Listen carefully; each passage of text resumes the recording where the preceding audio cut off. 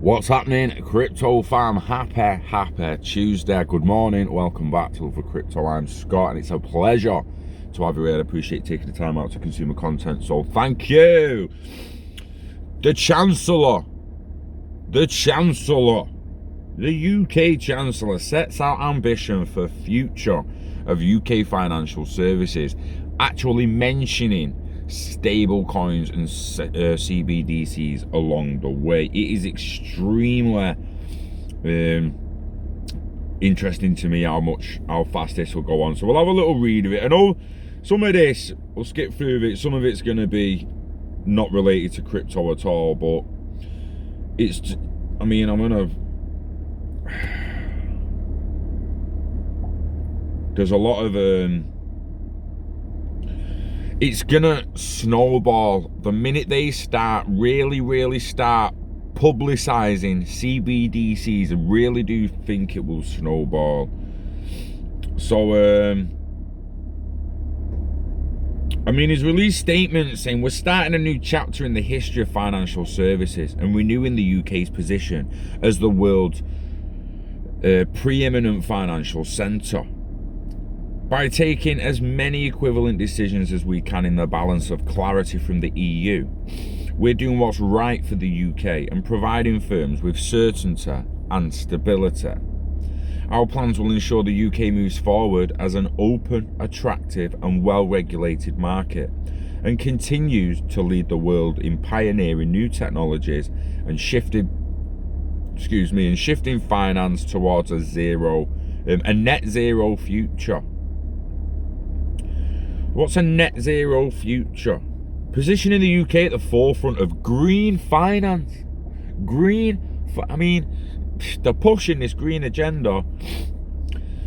Recognising that financial services are a critical enabler in the drive for net zero, the Chancellor outlined the proposals to support sustainable financial flows and extend the UK's global leadership in green finance ahead of hosting COP26.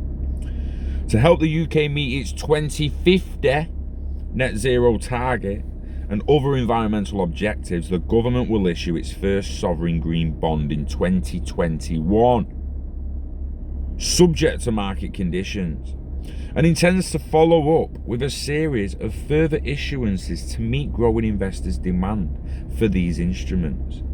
These bonds will help finance projects that will tackle climate change, finance much needed infrastructure investment and create green jobs across the country.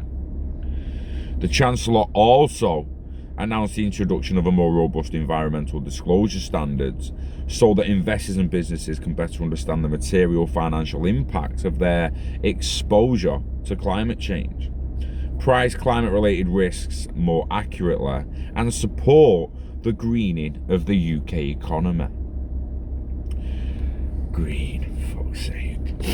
The UK will become the first country in the world to make Task Force on Climate-Related Financial Disclosures, TCFD, aligned disclosures fully mandatory across the economy by 2025. Going beyond the comply or explain approach, Joint Government Regulated TCFD Task Force will today publish its interim report with a roadmap for implementing mandatory disclosures, many of which will come into force by 2023.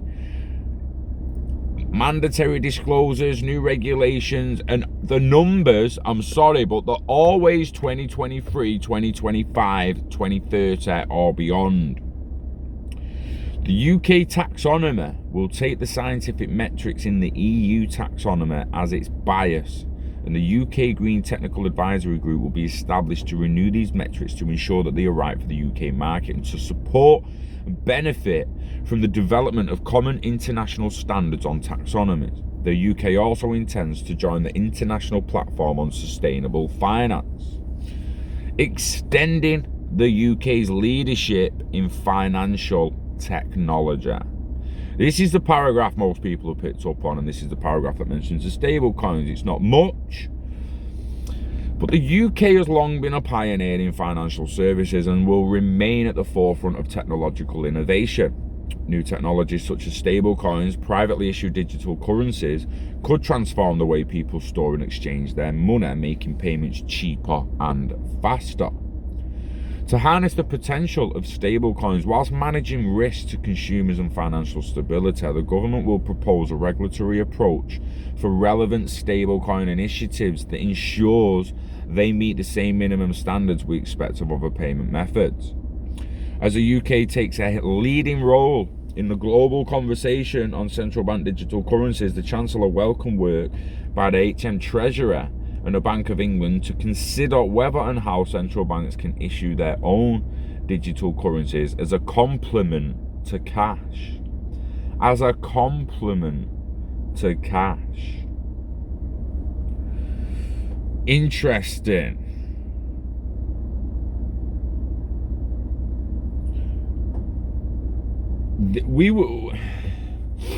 It's what I keep trying to say to people now, right? When it comes to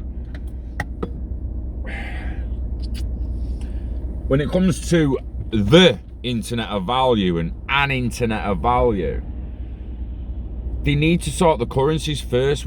I've said this for months, if not years now. They need to sort the currencies first, and it's never going to get to asset swaps in an internet of value where you can spend anything of value, send it anywhere in the world within seconds. We're never going to get to that if they don't sort the currencies first. It's extremely interesting that it's going to be a complement to cash, they said. Most people would have thought they started pulling cash as they introduced a CBDC. But as a complement to cash.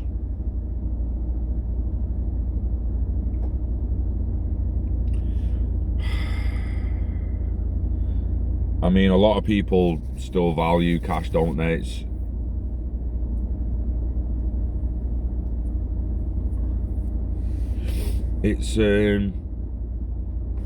Most people still act like they want cash. They don't understand it's a weird one, innit?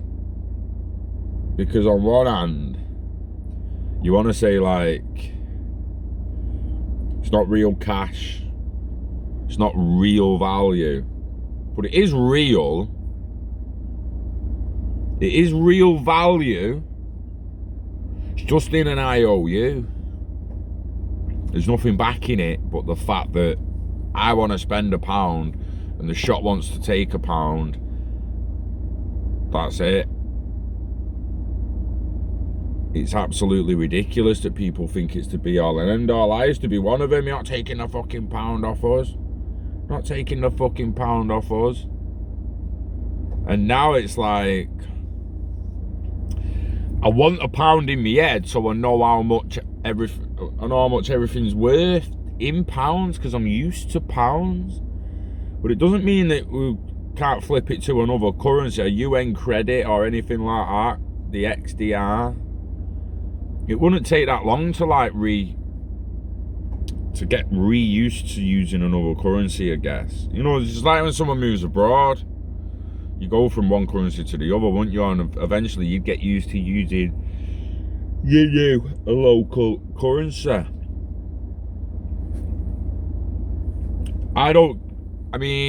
You'll see some projects pump 100%, and you'll see some projects gain value 100%. But you won't see the whole market taking off the way it can until they've done with CBDCs and the main players around the world, the G7 or the G20 economies, have got the CBDCs out. And half of them hide the fact the other ones are doing it, so they can act and sound like they're the only ones doing it. When in reality, all central banks gonna pump out CBDCs in the end. It's just inevitable. It's inevitable.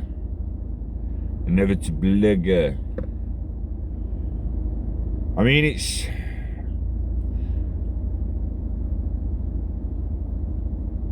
I really wish they'd just come out with a little bit more information. I mean, a link will be in the description if you want to have a proper read of it all. And it's the Chancellor sets out the ambitious future for UK financial services.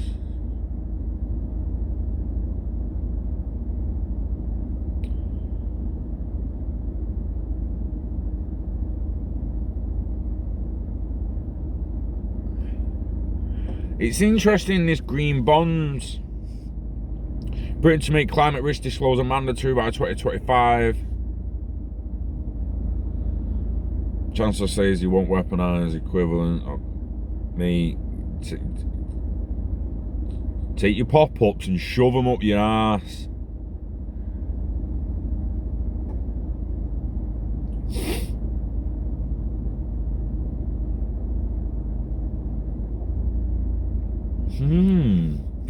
Yeah, like they're gonna make it mandatory for companies to disclose or expose at a climate risk. His first statement on financial services since becoming Chancellor in February. The law should review the UK's listing rules for companies in an effort to attract innovative business to Britain.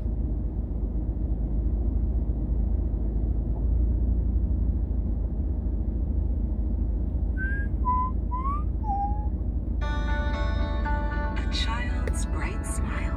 30-second adverts. Really? Oh, skip. Let you on. Buzzing. It's not letting me skip it though. It's a blag. Can't skip it. Your Kogama is working to make our society more sustainable. For the planet. For the future. For the planet. For the future.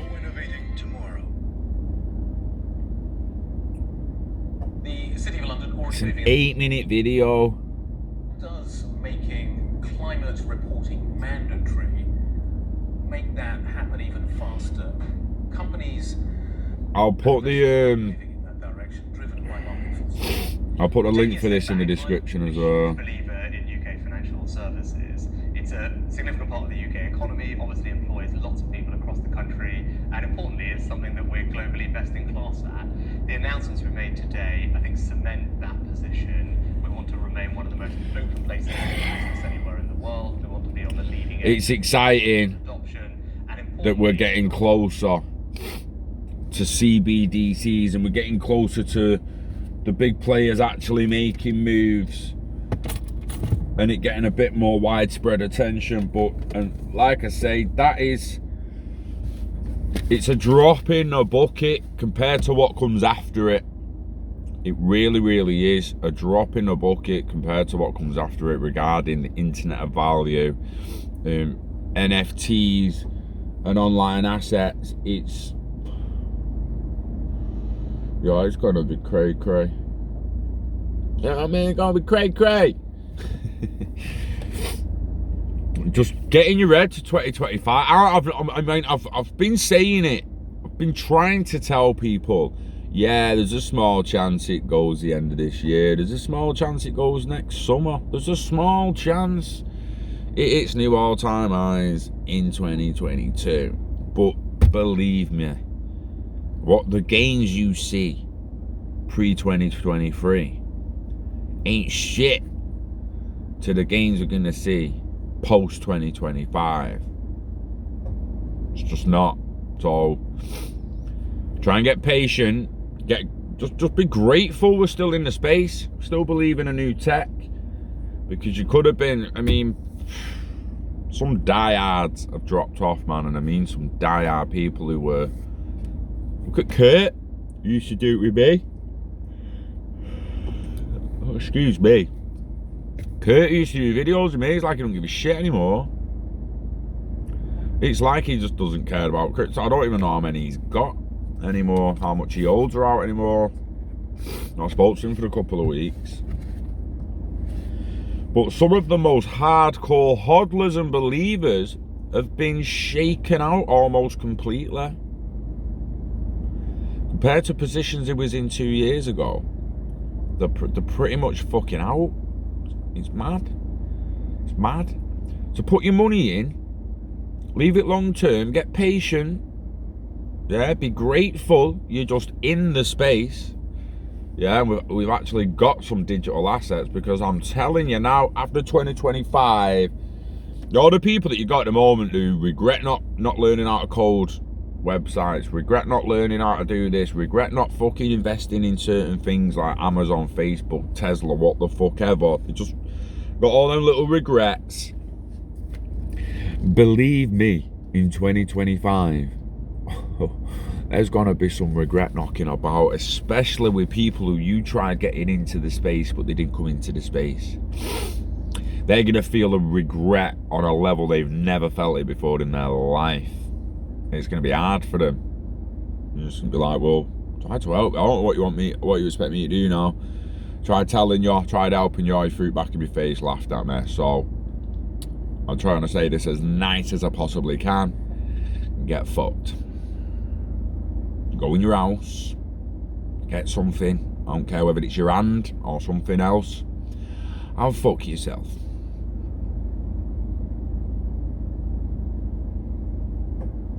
Fuck yourself.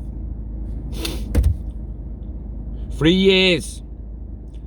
9th of November. Yesterday, I realised. I mean, is it the 9th or the 6th? I actually can't remember. It's around it. It was the incorporation of Ellipal Limited 3 years ago. In 2017. Pretty much dormant for a year. Didn't make a penny. Had a good second year. And now because of COVID, we've had a dog shit year. It's been 3 years since I set Ellipal Limited up. And we're still grinding on. And so, appreciate you all. I really, really do. And thank you. Wishing health and happiness to you and yours. Take care of yourself, invest in yourself, invest in your net of value, invest in your hobbies, turn them into revenue, live long and orderly, all till you're ready to get go. And don't delay, accumulate today, yeah? Accumulate and wait. What did I actually used to say? Don't delay, get some today. Accumulate and wait, live long and orderly. Oh, they used to be my gay slogans. It's okay to call yourself gay. Is it okay to say like gay slogans? You know, is that like gay? I don't mean gay. I mean cheesy. Is that okay? Is that wrong? That calling cheesy gay? Camp. Is that not what I meant? What the fuck? Go to work, Scott.